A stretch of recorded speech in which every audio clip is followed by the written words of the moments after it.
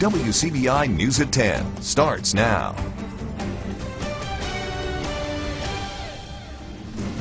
For the third time in 13 months, a fire breaks out at American Furniture Manufacturing in Ecru. This time, a person of interest is in custody while firefighters battle the blaze and sheriff's deputies investigate. WCBI's Quentin Smith is in Pontotoc County. He joins us live with the very latest. So, Quentin, where do things stand in this investigation? Scott, Pontotoc County Sheriff Leo Mass says a person of interest is behind bars tonight, but at this time they're not calling that person a suspect because it's still early in the investigation. Now, outside of this flame that's burning out now as we speak, everything is all quiet and clear out here tonight at American Furniture, but that wasn't the case a few hours ago. Crews spent more than 5 hours battling this large blaze. Now, this fire that happened tonight is marked the third fire in 13 months that's happened here at American Furniture. Large plumes of puffy black smoke could be seen hovering around Ecru as American Furniture burned in flames Thursday evening. There's about a 300 by 300 manufacturing facility on fire. We do have Pontotoc County's 12 departments on scene, along with 4 out of Union County, 1 out of Calhoun, and 2 out of Lee County. The cause of the fire still remains unknown at this time. Fire crews were called out to the facility late Thursday afternoon and spent several hours battling the large blaze. Plant 2 of the facility is heavily damaged.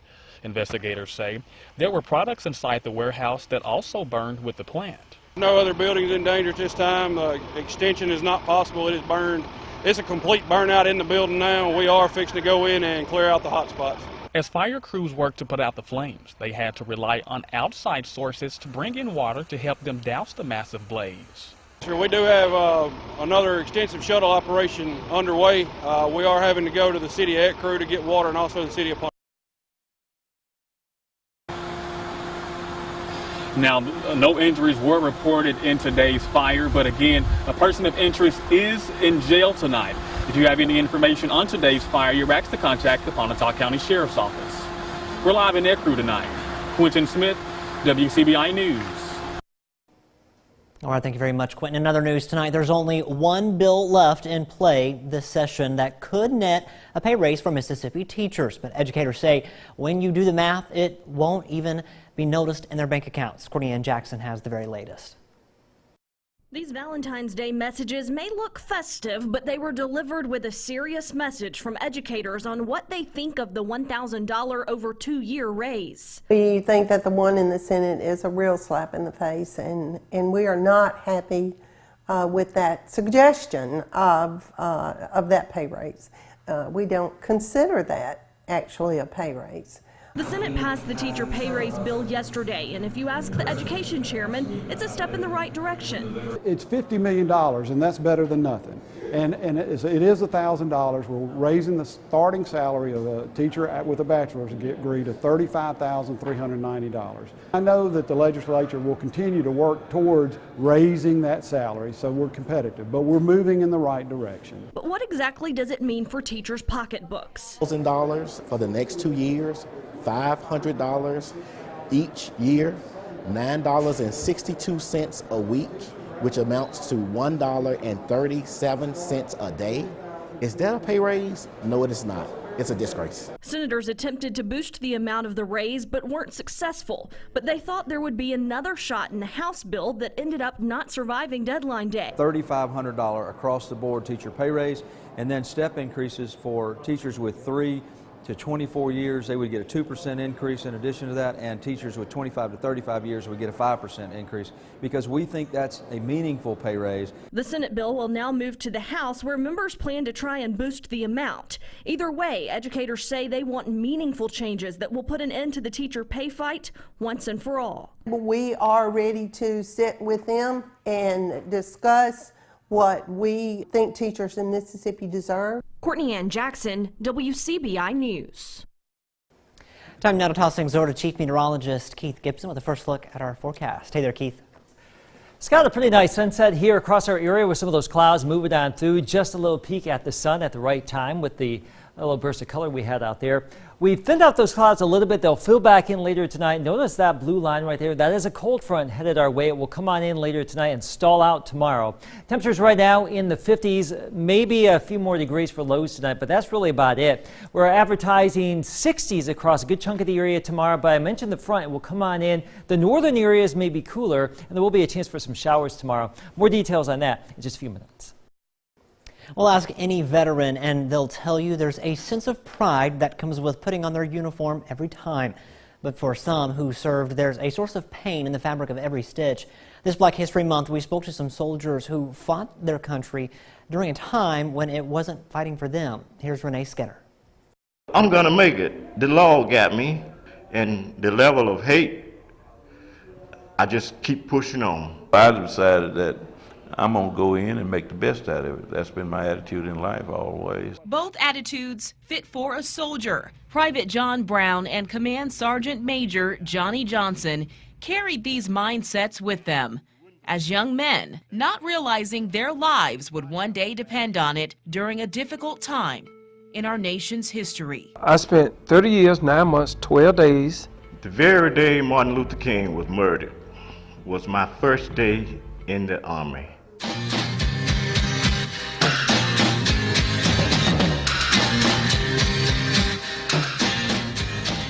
Between 1968 and 1970, both Brown and Johnson served in the Vietnam War. We had dealt with being shot at daily and riding convoys where you had to, if one of your buddies got shot or somebody got killed in the convoy you was in, you had instruction to make sure you don't stop that convoy, that you kept that convoy moving.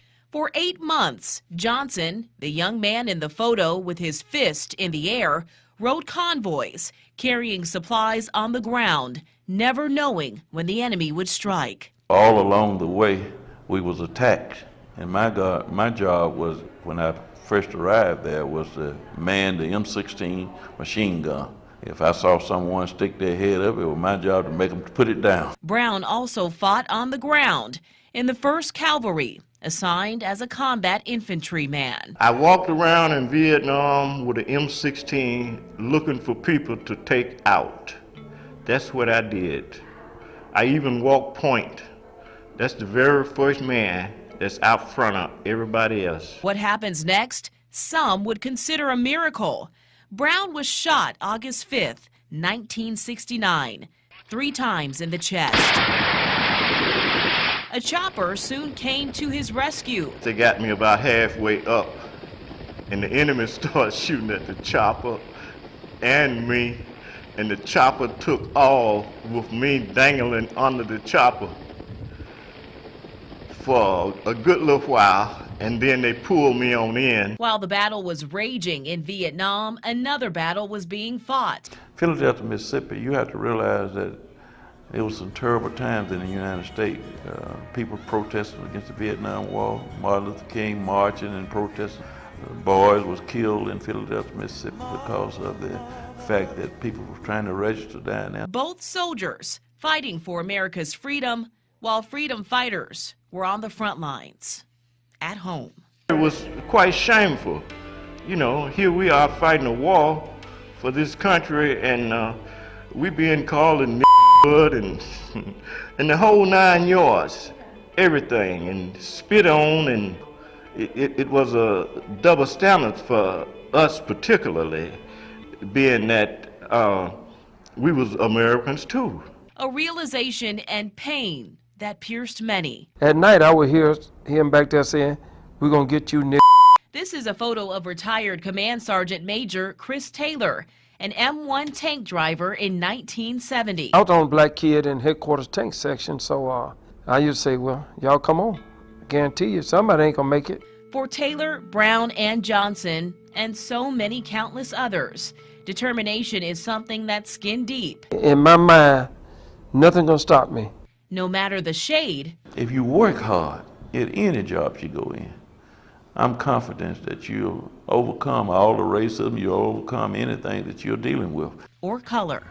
I'm a person that loves, and you can't beat love. no matter what you do. We withstood, we're resilient.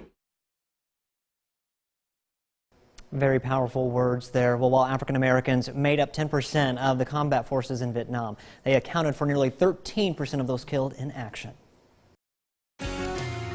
Baseball season is here, the home opener at MSU. You can see we are looking at temperatures in the 60s, a better chance for some showers by the end of that game. Now, up in Oxford, we also have a baseball game, 4 o'clock tomorrow afternoon.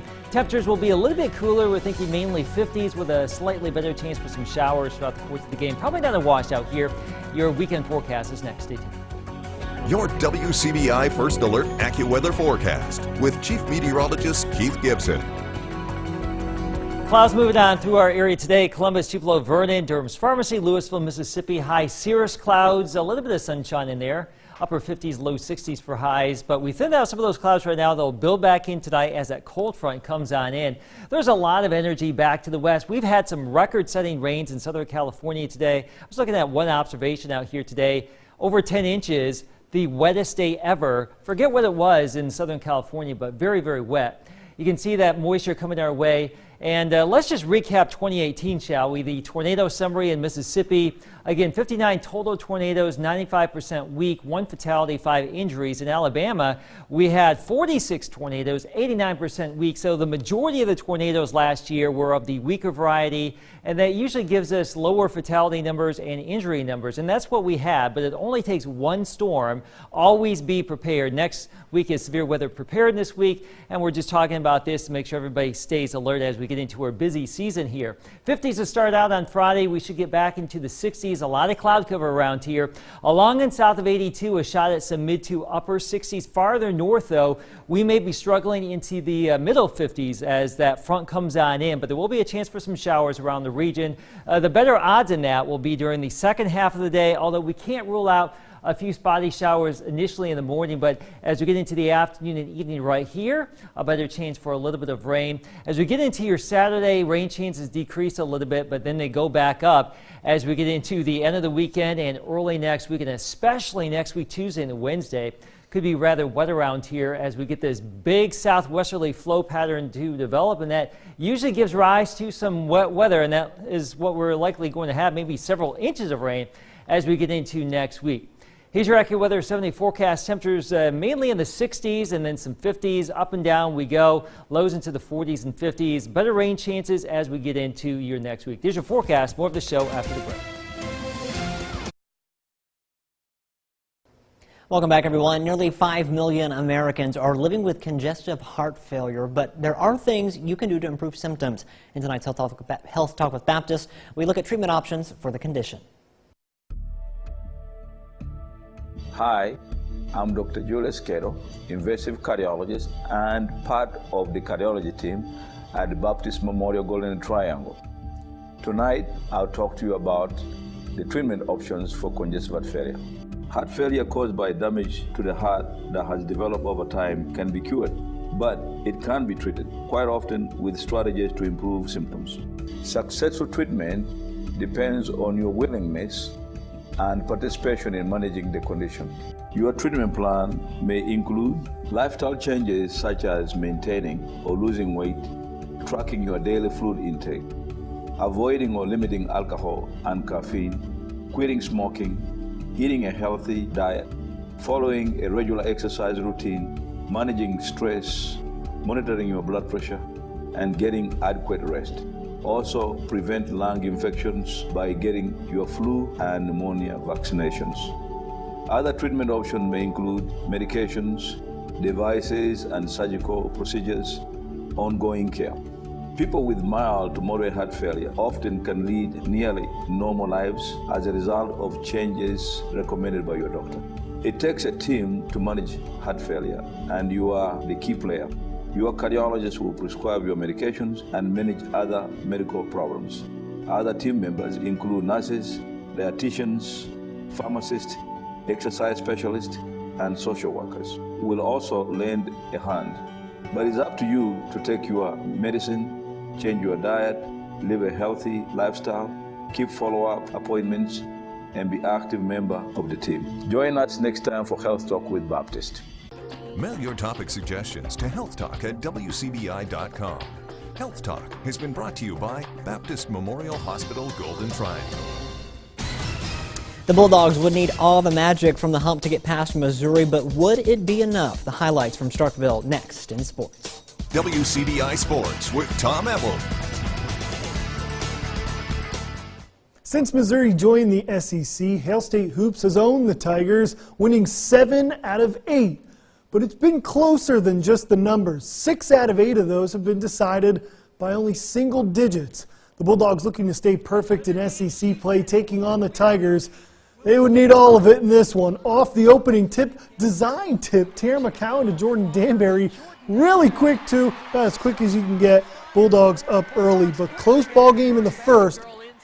Maybe a dish inside to Tara McCowan, and the entire state of Missouri dives on top of her, battling inside, gets the bucket to go, plus the foul. That's number 2, no. Better watch out when you come in my paint. But here, Missouri hanging around. Sophie Cunningham continuing to be a thorn in the Bulldogs' side. The triple puts Missouri up by 2, but wouldn't last long. Andra Espinoza-Hunter, look at a step-back jumper at the buzzer. That would send the Bulldogs into halftime up by 1, the lowest scoring half for Mississippi State this year. And that'd be important. Why? Because Sophie Cunningham, again with the steal, goes coast to coast for the finish, and Missouri up by 4 in the fourth quarter, but they didn't get the answer. Bulldogs, Ariel Howard from the top of the key left wide open, drains the 3. It's a 1-point ball game. With just over 2 minutes to go, Missouri making shots when it matters. Amber Smith, contested mid-range jumper, money. Missouri with the upset on the road, 75-67. Bulldogs' 26-game SEC win streak is over, and the Bulldogs' first home loss since February 26, 2017. Ole Miss trying to snap some streaks, 5-game SEC losing streak, 4-game losing skid to Vanderbilt, looking to change that. Defense leading to offense, getting the offensive rebound. Crystal Allen jump stop, a friendly roll for the and-1 bucket. Ole Miss up by 7. And adding it in the first, Allen, the contested triple is good as the clock expires. Rebels up by 9 after 1. Vanderbilt battles back. Kaylee Clemens-Green with the up fake, blows by the defender. Uncontested layup. Close back and forth ball game would go, but the Rebels would heat back up from 3. Cece Muhate drives and kicks to Chandrika Sessom. It didn't matter. Ole Miss was on fire from the land of plenty in the first half and keeping it rolling. Crystal Allen in transition. So you have a little bit of a step-back triple there. Let's take all 3 of those. They get close in the second half, but Ole Miss able to pull away with a win. They get the W 65-60, their 3rd SEC win of the season. Going over to Bruce, Lady Trojans taking on Calhoun City for district tournament basketball.